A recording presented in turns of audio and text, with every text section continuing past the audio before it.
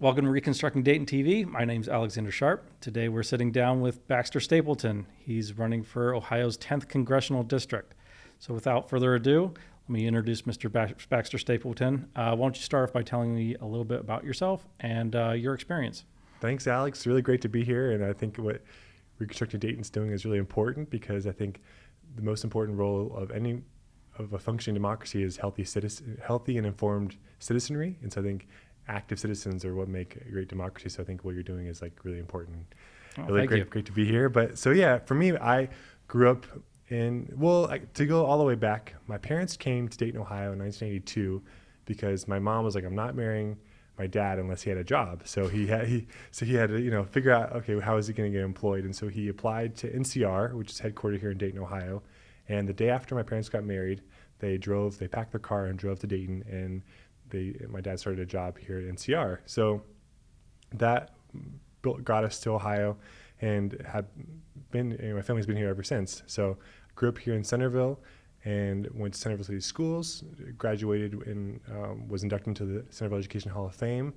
And then I went to Cedarville University to study political science. The political science department chair, Dr. Mark Caleb Smith, was my advisor. And the reason why I went to school was because of having met him. I just thought he was just really knowledgeable, and wanted to learn more about the political process, and he's brilliant. So he was my advisor, and what I loved about being at Cedarville was my freshman and sophomore year, I had Mike DeWine as a professor. So we had a campaign and elections course, and it was right during 2008. So getting to talk about that presidential cycle was really exciting, and also having him as the professor, I think, made things even more interesting. But I was class president at Cedarville. I was reelected both my freshman and sophomore year. And then I transferred to Wright State and studied in the public administration nonprofit management program. And always had the intention of staying local, because while I was in college, I was working for a nonprofit organization called Kids Voting. And the mission of Kids Voting is to increase civic engagement among young people. And so they used to do this program called Youth at the Booth, where they would hire young people to work at the polls, which they still have kept that program going through the Board of Elections. Was really proud of that. And then also there was a program where kids could have sample ballots, like with their parents. So I always would love growing up, going to the polls with my parents and like getting my little sample ballot and filling it out. So being able to work with them was like a cool full circle moment for me. And part of being a part of Kids Voting, I was able to win an essay contest that the Kids Voting put on that was partnered with the Dayton Development Coalition.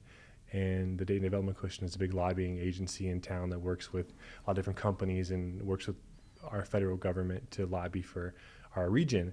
And they every year have this lobbying trip called the Fly-In, where when I did the trip, they chartered a private plane, and then they have all of the local business leaders and government officials fly to DC for a couple of days and have meetings and take talk with all the different people that are working on our behalf in DC. So there I met our congressmen, our senators, and then we went to the Pentagon and had briefings with Air Force generals because of what was going on. During that time, there was a reorganization, they call it BRAC. So it's like how the Air Force sort of assesses all their different bases. And so there was a BRAC going on with Wright Pat, and so that was a big topic of discussion about maybe what was going to be the future of the base. So being able to be in that room was really eye-opening for me. And having been a part of the Fly-In, I always knew I wanted to serve our region in Washington.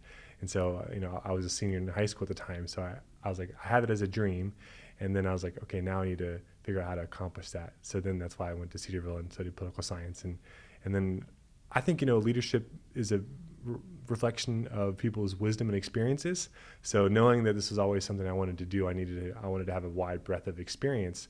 So after college, I ended up interning with the city of Dayton in the commission office, working for Commissioner Whaley, who's now running for governor. And then from there, I wanted some experience in the private sector too. So I felt like I had some nonprofit experience in the government space, but then I wanted to also own my own business. And so I pursued my filmmaking career and expanded and went to Los Angeles for a while.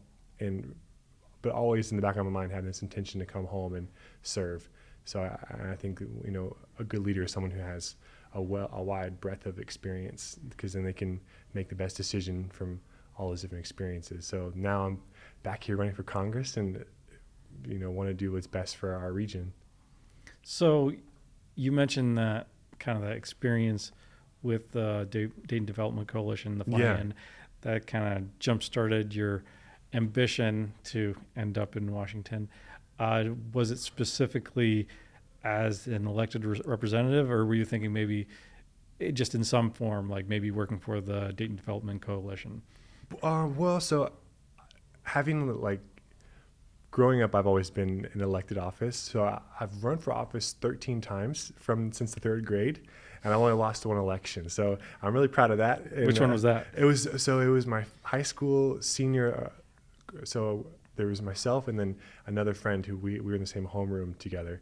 We were both running for class president, and so it was a pretty close race. It was very the principal called my mom and said, "Hey, just wanted to let you know the race was really close, but don't let Baxter get discouraged. I want him to stay involved." So I ended up getting elected as a class officer my senior year as well. So I still was involved. And the part I'm most proud of is that even though I lost that election, I spoke at our graduation, and the school paper and yearbook, and the caption put class president Baxter Stapleton for my picture speaking at graduation, because usually the class president is always the one who gets inducted into the Education Hall of Fame. So the student body will pick one student as the person who's inducted in for that class, and typically because it's based off of leadership and those kind of qualities, and so typically it's the class president. But my year I ended up I was the one voted in, and so I felt redeemed, because even though I lost that election, I still worked really, really hard, and I think my peers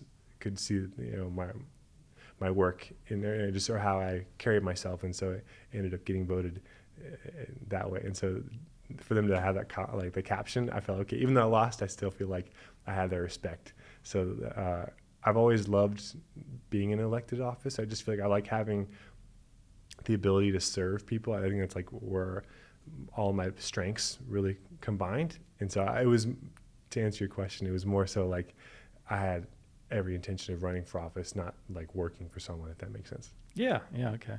The other thing you mentioned that I thought was interesting, that NCR brought your parents here. Yeah. NCR is no longer around. Exactly. The area, at least. Yeah.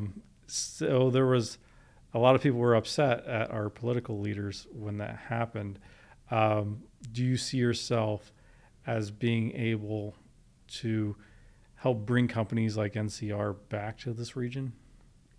Well, I don't think that a company like NCR would come back to Dayton. So I think what my message is, and why I'm running, is that we're not going to attract. I mean, of course, I would want what's happening in the new Albany, Columbus area with Intel coming to the state. That's a huge investment, but we need to do what's in our history. And our history is always invention and founding and building things. So, Dayton, we're builders. We have had, we were the Silicon Valley of the industrial age, creating cars, bikes, and all these different inventions. Cash registers, yeah, all the things that are now still used to this day. But we're shifting as a society, and we're no longer in the industrial revolution anymore. We're in the digital revolution, and so technology is what's pushing companies. And so I think that the reason why we're interviewing here at the Hub and why I had an office space here was to be very intentional about the fact that I want to be a voice for entrepreneurs and new thinkers and people trying to actually build new businesses, because that's what our region has been known for, has been building things. And I think that's how we're going to succeed moving forward, is actually having people start up companies here and be able to build, versus trying to attract or bring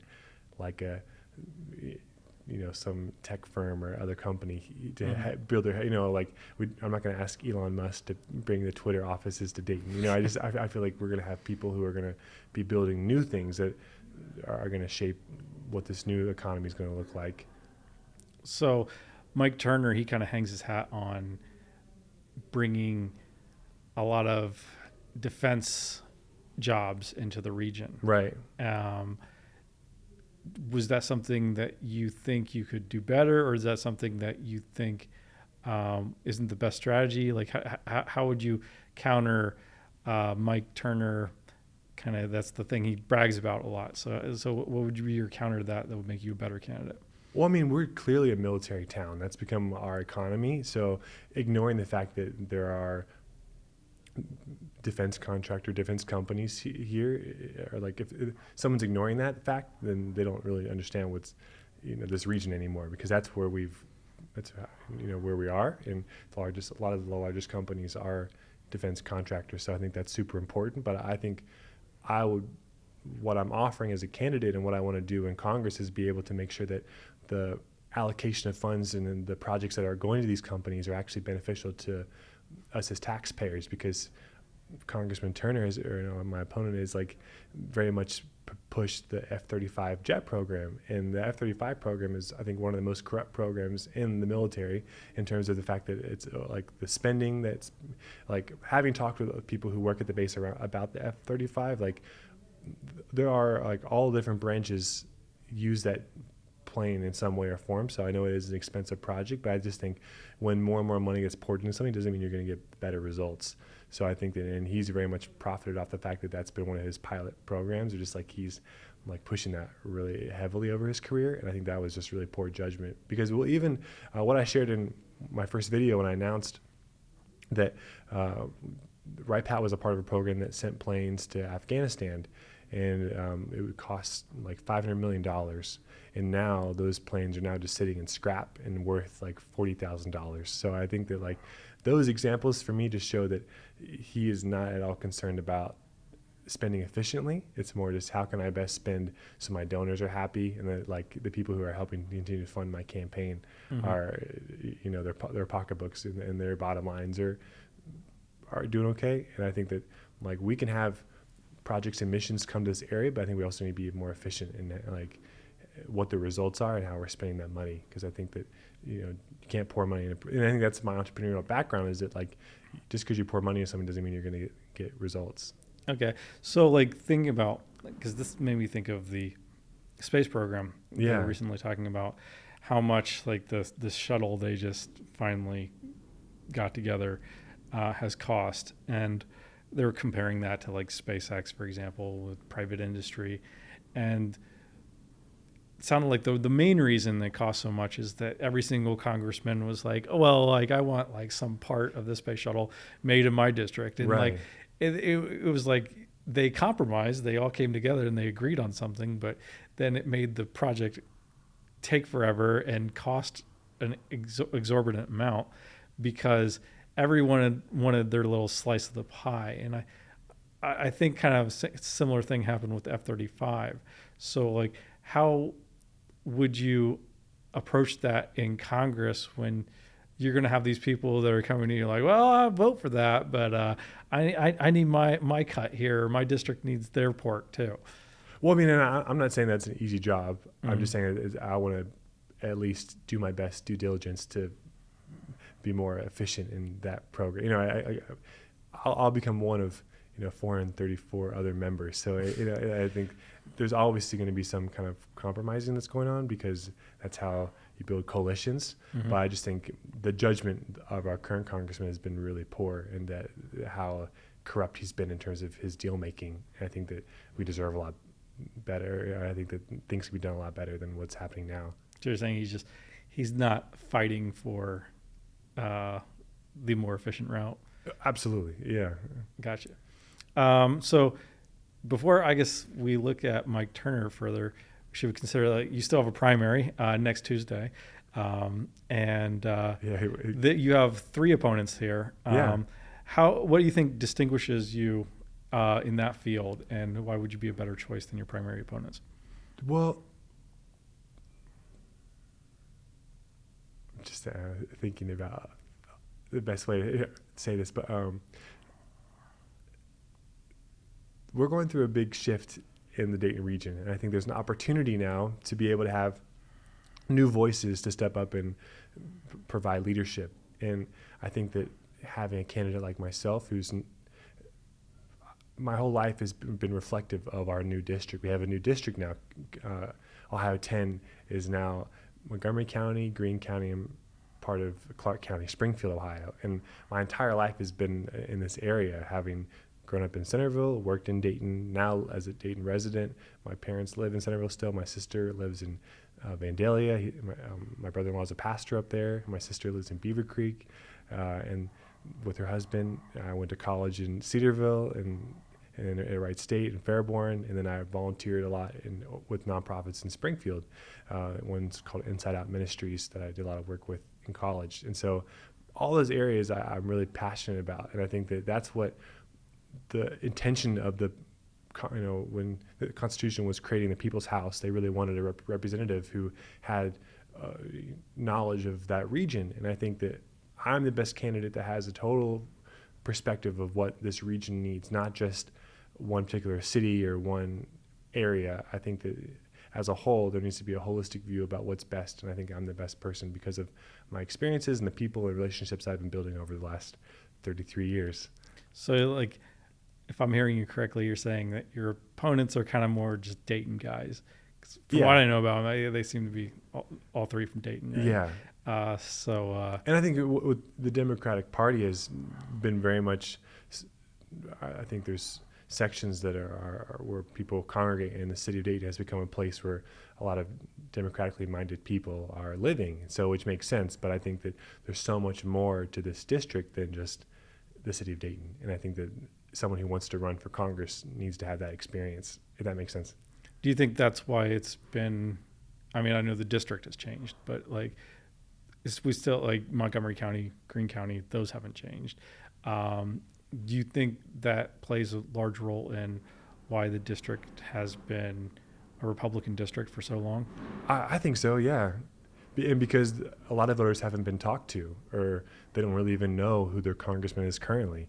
Like, as I've been running, people have been saying, well, good luck with your governor race or good luck with your state rep race. So I'm like, I'm running for Congress. Like, I mean, I think the fact that our leaders have done a horrible job educating their electorate, or like our member of Congress doesn't hold any town hall, any kind of public forum or meeting. So to educate and engage with the people who voted for him, I think is a huge example of, his style of leadership is very much dismissive and like, I know everything and I'm going to do what's best. And, I'm not interested in what you have to say. And I think that's not the goal of the People's House. We have two chambers of legislators. We have the House of Representatives and then the Senate. And I think the Senate is obviously the more wise body of, or at least I think that was the intention. It's not so much now, but like that was the goal, is that all the like experienced legislators would move on to the Senate, and that the People's House should be constantly revolving and like should be a place of debate and discussion about what the needs and wants of the people are always changing. And having someone who's been there for 20 years, I think, is not a really good example of what's happened in Dayton has changed so much in the last 20 years, and I don't think that we demand someone who's really going to be listening to what's changing, because we have a lot of needs here, and if someone's not listening to us, I think they got to go. So, what are some ways that you think you would better listen to this district? What are some steps you would take as congressman to better engage with the electorate here? Well, so the job of a member of Congress is really flexible. Like, there's only, I think, 150, or there's only so many working days that they're required to be in session. And so that leaves like half the year where the member of Congress can decide how they can spend their schedule. And so I think that my goal would be to be very present in this community, still living downtown, having meetings within the whole district and being active with organizations. And like, I don't plan to live in DC. I plan to live here. I'll do business and I'll do the work that I need to get done in DC, but I'll be very much still here locally. And I think that, like, I'm Mike Turner's neighbor, and I've lived here for over a year, and I've never seen him. Like, I go out to a lot of restaurants. I go to a lot of local businesses in the area, and I've never seen him once. And I'm just like, if I'm your neighbor and I don't see you, like, I don't know. I just find that to be like really dismissive, and I think that's not really the goal of a representative. Is how are you representing us if you're never here? And if you are here, you're only in spaces where people have to pay to see you, and that's not my intention. My intention is to be very present and available. And if someone wants to meet with me, I'll meet with them at Ghost Light Coffee. I'll go, have a beer with them at Warped Wing. Or like let's talk, let's meet, because I think that's my goal, is to be their voice. and so they need to have access to that person. Okay. So it sounds like we've heard a lot about your past and how you relate, your relationship with the district. So, what would be, I guess, from a policy standpoint, or your top policy priorities? Well, so we are a military town. So I think the top priority of any member of Congress, because of how influential the military budget is federally, I think that there needs to be some sort of focus around the infrastructure in the fence, in around Wright-Patterson Air Force Base, as well as outside the fence, because of how many jobs and like how that impacts our region. So being a voice in support of the developments around Wright-Pat would be really important. So having, influence on the different committees and making sure that when the defense budgets. So for example, I was going to pull up, there's one that just passed recently that had bipartisan support, HR 4350. And so being able to have support around those types of legislation that protects the base. And no one person can be the savior of Wright-Pat. There's a lot of great people working there, and any member of Congress can be able to vote in favor of Wright-Pat. So I think if you're, no matter what party you're on, I think that if you're from this area, that's a top priority. And then for me next, because we should be focusing on new technologies and in ways we can combat climate change, I think Ohio has an opportunity to really, especially here, we have so much capacity for production. So I think if we were to be producing, solar panel or different energy, that it's sustainable, I think that we could really lead the country in clean energy. And there's a really great organization promoting electric vehicles here. And so I think, making sure that the things we are making from Ohio are, getting rid of natural gas and fossil fuels. I think if we're the state that's really pushing clean energy, that can be, I think, really successful for us. And then also education is my third priority. So okay, so I think we've talked quite a bit about the base. So I'll skip over that first one you had there. But you mentioned the environmental issues. Yeah. And you kind of tied it back to the district in Ohio, but what about the country as a whole? What type of environmental pushes would you have there? Well, so for example, everyone right now is concerned about inflation Mm-hmm. and pricing. And I think that with that, we can avoid a lot of those hurdles around. So if people are like, oh my gosh, I'm paying so much at the pump for my gas. Well, I spoke with a woman who lives in Yellow Springs, and she bought, so the federal government has these programs now. So I was trying to get the right bill and number, because I really want people to know I'm focused on legislation, because that's the job as a legislator. Yeah. So there was a Senate bill, Senate S 3140, Clean Energy for All Homes Act, and then HR 1221, which is an Electric Vehicles for Underserved Communities Act. So those two pieces of legislation, that one was in the Senate, would want to do something similar in the House, but then also the bill in the House that was helping make sure that underserved communities could have access to electric vehicles, I think is something I really am passionate about, because now there are so many manufacturers are, getting on board with electric. So like I was mentioning, the woman in Yellow Springs, she was able to get solar panels for her roof, and she then uses that solar energy to power her electric car. And so she hasn't paid for gas in over a year, or it's very minimal, because the power she's getting from her solar panels is powering her car. So she's like, well, I'm not really paying for any kind of fees for my car. So I feel like when people are complaining about, oh, I'm paying so much for gas, well, it's like, well, maybe you should find a more efficient option, because they're out there and there's funding to help make sure you can afford it. So take advantage of those programs. And so I really want to push the citizens of District 10 to think more about solar and how their homes and their cars and things that they're using with gas can, be more efficient. And because most people aren't commuting that long. I think that electric vehicles can work for a large majority of people in this district. Okay, so it would be kind of this electric vehicles paired with solar. it's kind of something you want to push like legislatively. With your final prong there. One thing also too, like I think it's also a national security issue, because what's happening with Ukraine, I think if we can get away from natural gas and fossil fuel, that really hurts countries like Russia when that's like a large part of their economy. So if we can, obviously we're putting forth sanctions around certain things, but if we can shift our economy so we're not having to even purchase those products or resources, I think that can make us much stronger as a country, because we're not reliant on other people.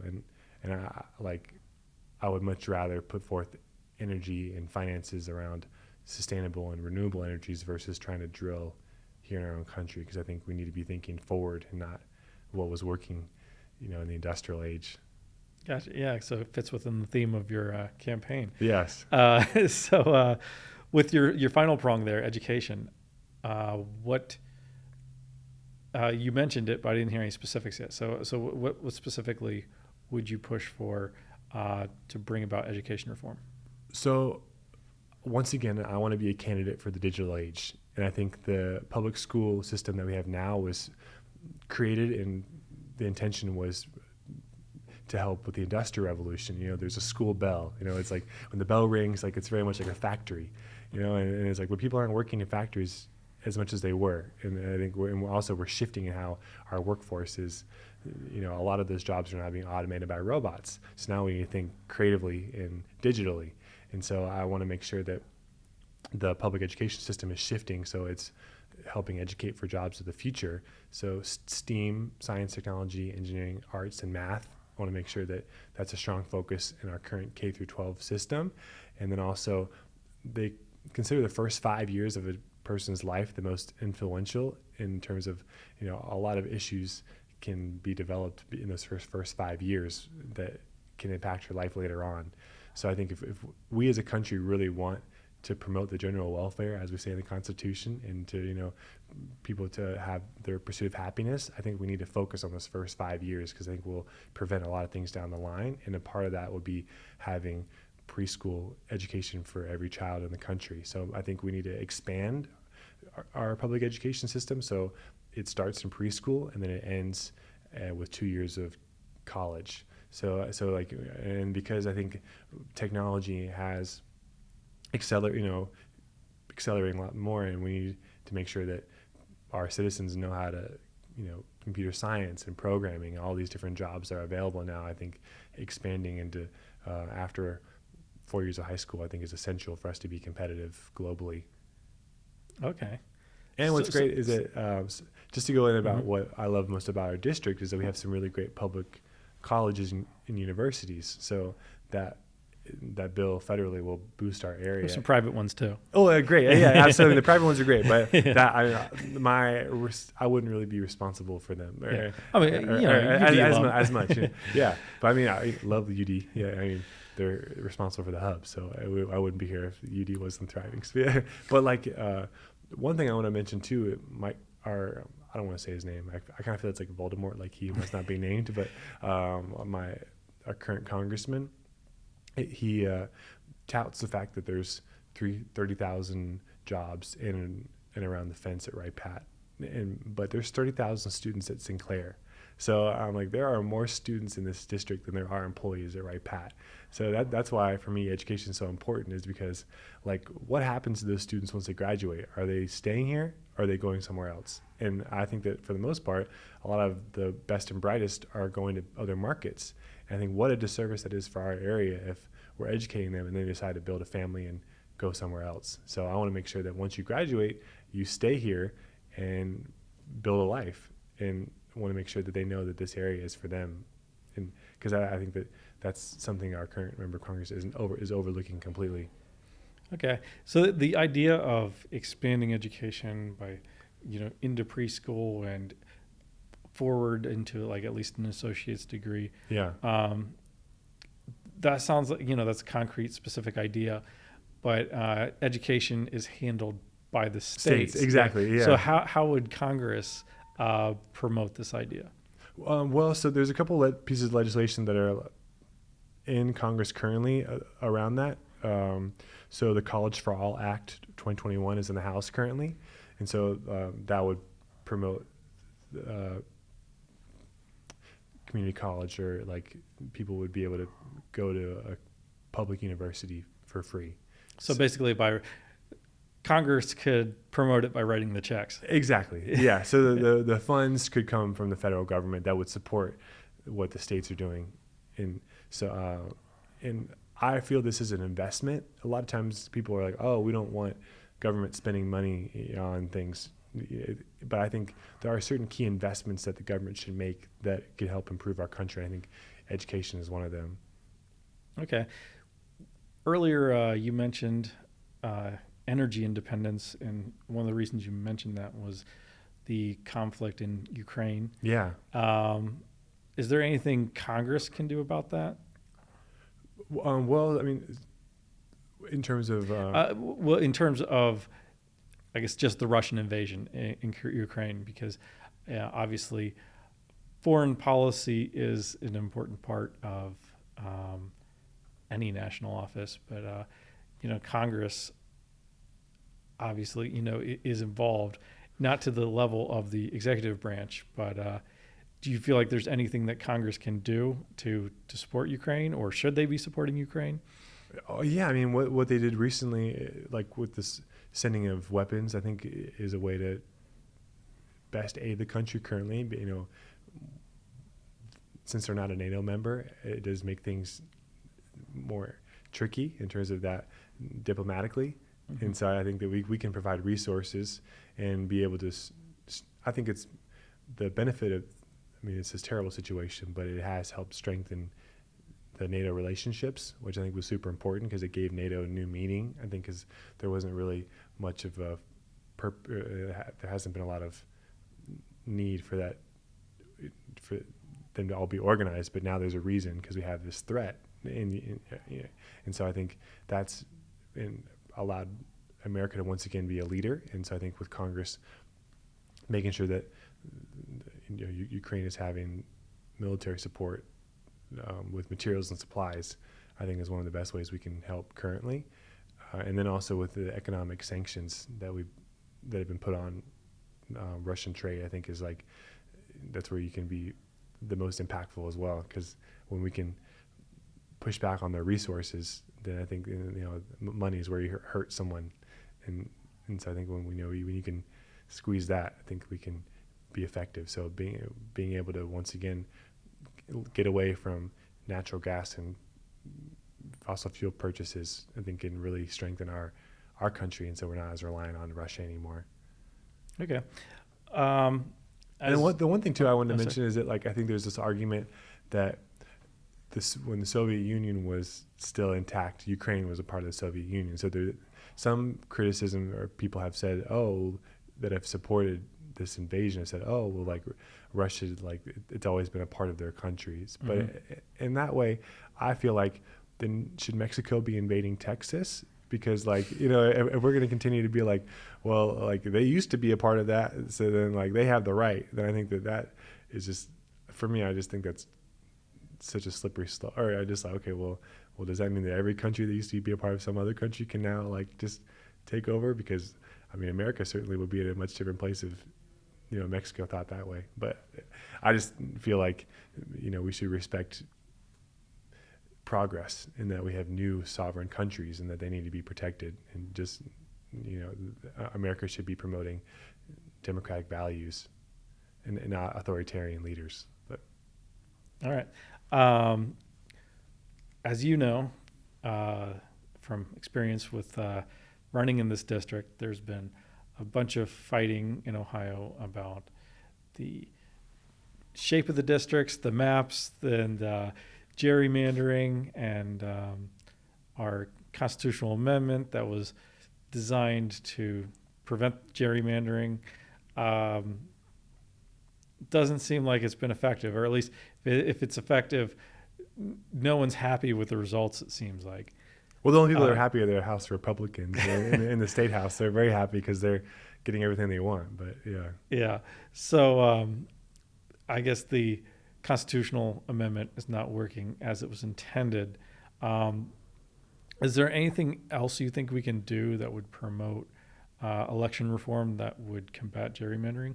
Yeah, elect Democratic Supreme Court justices. There's 3 on the ballot this year, and I think Jennifer Brunner should become our new Chief Justice. I think she's the most qualified, and she has worked with elections internationally, and so I think her experience would be essential on the court. And so allowing her to become Chief Justice with our vote is something I'm really advocating for. And because so much of the battles that are going to be happening around elections will end up in, I think, our state Supreme Court. So making sure that there are knowledgeable people that know about election law, and also the fact that we should have a nonpartisan commission around our map making, because right now it's both parties still that are involved, and so I think that neither party should be involved in the map drawing. It should be completely nonpartisan, because I think that's the only way it's become fair. Because no matter what, like if a Democratic group is in the majority, they're going to form it in their best interest. If a Republican group is in the majority, they're going to form it in their best interest. So it's like you don't win either way, I feel like, because if one group's going to sway. So having a nonpartisan group where their interest is only making it fair is, I think, essential to having a strong democracy, because we'll get better candidates that way, because people will feel like they have competition, versus being like, well, if I don't belong to a certain party in a certain area, then I have no chance. So you feel like we need to amend the amendment? Yeah, exactly. Yeah. Would you support a sort of ranked choice system where you have multiple members per district? Because if you had multiple winners per district, you wouldn't be able to gerrymander out any parties. Right. What I think is great about ranked choice is that option, but I think the most challenging part is the voter education, because most people don't know about it. So I think before I would want to push forth legislation supporting ranked choice, I want to make sure there's a lot of education around it, because right now, honestly, running for office, I've realized just how uneducated voters are. I mean, people thought I was running for governor, or people thought I was running for state house, and like the fact that people don't know who their candidates are. I think that I don't know. With the ranked choice, I think there's it's very smart. I think it's smart and helpful in terms of like allowing people to not feel like their vote doesn't count if they vote for someone who may not win or something. I think that's great, because then people know that their vote will matter, because just because like you're not throwing your vote away, it's going to count. And I think that but a big part of that is the education piece. So I want to make sure that if we're moving in that direction, that we really educate the citizens about what's happening, because I don't want there to be more confusion over voting, because I think the biggest thing is making sure people turn out and actually show up. So if there's more complication or more like, well, I don't get it, like help me understand, then I think that turns people off. So if we can really share, and I think you're doing a great job of that, reconstructing Dayton. You're like, education is so great how you're breaking it down, but I think that we need to do more of that, because I think once people know about ranked choice voting, I think they'll really get on board with it. I just think it can be a little, at first they don't understand, so then they're turned off. Because I think whenever people see something new and they don't get it, they're turned off by it. But then when they get it and it makes sense, then I think they're all, they're on board. I mean, Alaska's doing it. There's other examples of other states slowly putting in ranked choice, and so I think that I feel like most social or like civic issues begin at the state level, and then like one state will do it, the next state, and then that's how it ends up getting to the federal level, is after like a majority of states step on board. I think that's going to happen with ranked choice as well. It's like all the states are going to have to step up first before it gets to the federal level, if that makes sense. Yeah. And I guess just to continue on that thread a little bit, you're talking about how there seems to be a dearth of like voter education, not just on the ranked choice issue, but with lots of civic issues, who's my congressman type issues. Right. Is there anything you think we could do about that specifically? Well, yes. I think the way that the media reports elections, I think, is super important, because right now, for the most part, they'll only really do reporting like a week before. And so, like, I think it doesn't really give voters enough time to know about their candidate and know like what their response is. I think most people don't know what the responsibilities of each office are. So they don't really know, like, for me, for example, running for Congress, like a big issue amongst people in the community is around reproductive rights, women's reproductive rights. And so as a member of Congress, there's only a couple things that I could really have responsibility over. Like there's certain funding and different programs that the government funds around reproductive issues that I could influence. But a lot of the major issues like Roe v. Wade, for example, that happens in the courts. And so like, and the Senate are, they're the ones that will approve Supreme Court justices, but like the House doesn't really have much of it involvement in that. So I think letting people know what can really be done by each member in their government, I think is helpful, because like people are demanding certain things and they're like, why, that's not really my area of expertise. Yeah, area of influence. Now you mentioned it, like the most congressmen, like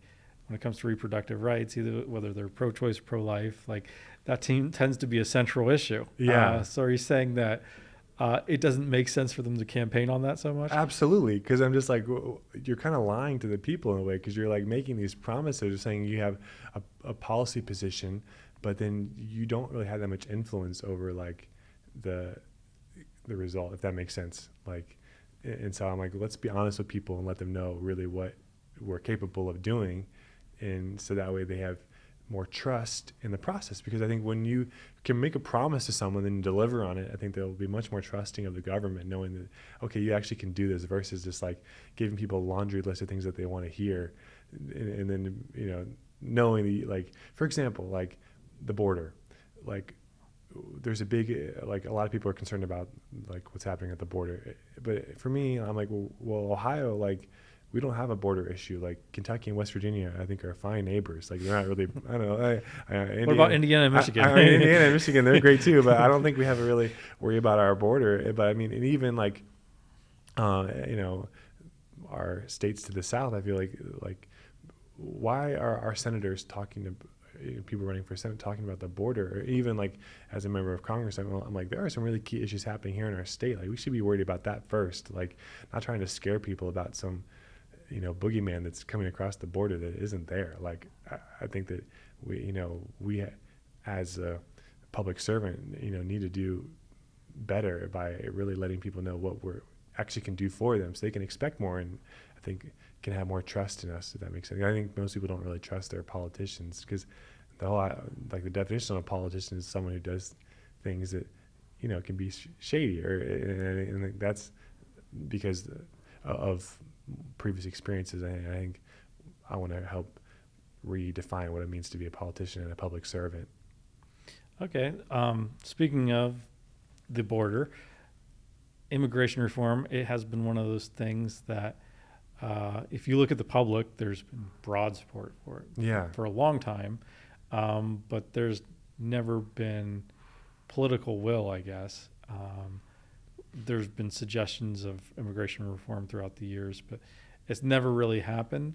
Would you support some type of legislative immigration reform? Because if there is going to be any changes to our immigration policy, it really needs to happen in Congress. So. Right. The bill that the president put forth, I think, is really fair, and actually outlines, there's 4 key points in the bill that he presented to Congress, and I would support that. And I think that it gives a very clear pathway for people to become citizens legally, and helps modernize the immigration process. So I think that the current bill that's in Congress, it did pass the House. So our member of Congress didn't vote for it, but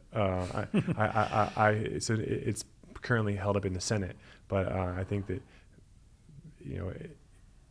it's really fair in terms of helping to make sure that people who come here, are coming here legally, and that they stay here, go through the proper processes to become a citizen. And then if you're born here, I think that you shouldn't be held accountable for that. You should become a citizen. Like it shouldn't be like you shouldn't be negatively impacted because of something you had no control over. And so I think we should continue to. I want to continue to help modernize government and make it much easier for people to interact and work with, because I think that government should be working for you. It shouldn't be making your life harder. All right. So with that, how about just give you a little bit of time, cover any issues that you don't think I brought up that you would like to discuss. Yeah, well, once again, our current member of Congress, his claim over the last 20 years has been his involvement with Wright-Patterson Air Force Base. And one thing that I think most people don't know is that the city of Dayton is currently suing the Department of Defense for $40 million, or for a very large amount of money, because the Department of Defense from Wright-Pat was putting chemicals in our water. And so I think your job as a member of Congress is to protect and serve the people who live in this district. And the fact that our water was being poisoned, or like there was like harmful chemicals, to the point that the neighboring city, like, why would the city want to sue like the Department of Defense? I mean, I think that had to become a very extreme situation for it to get to that point. And the congressman did put together a water commission, but I mean, this happened all under his watch. So it's like, if you want to accept all the good things that have happened at the base, you also need to accept the things that are not so great. And, you need to be accountable. And that's why I want my campaign to be about accountability, because no one's really held him accountable for the fact that, we have one of the most precious water sources here, with this aquifer that we have, sitting below us here in the city of Dayton, and with these rivers and waterways. And the fact that our water was polluted, I think is really out. People should be outraged and upset. And also, half the workforce, according to Jobs Ohio, half the jobs people working around Wright-Pat will be up for retirement within the next 5 years. So I think that we have a big workforce development issue, because that's a big, I think can really impact our area in a huge way, is that as people are retiring, who are filling those jobs? And also, what happens to those people who retire? Are they still living in this area? They're going to go to Florida and retire or somewhere else. I mean, I think that's a huge issue that we're not talking about, is how are we going to help make sure that as people retire out of their careers at Wright-Pat, have a second act? And what does that look like for them? Make sure that they have a new career opportunity to be a part of this community, and that we also can make sure that those jobs are being filled by talented individuals who are living here. And so I think over the next 5 years, we need someone who's deeply committed to this area and is present and is helping make sure that people are educated and are able to fill these jobs that we have. And so I think that that's something that I'm really advocating for as well, because I think most people don't know that, and that we're going to be going through a lot of change over the next couple of years, and that if there's not someone deeply committed to being present and not just only showing up when there's a camera around, or when they're talking to defense contractors, I think that we deserve so much more. And that's why I'm running to be our next representative in Congress. All right, this has been Baxter Stapleton. My name is Alexander Sharp. Thank you very much for tuning in. Election day is May 3rd. Make sure you vote. Thank you.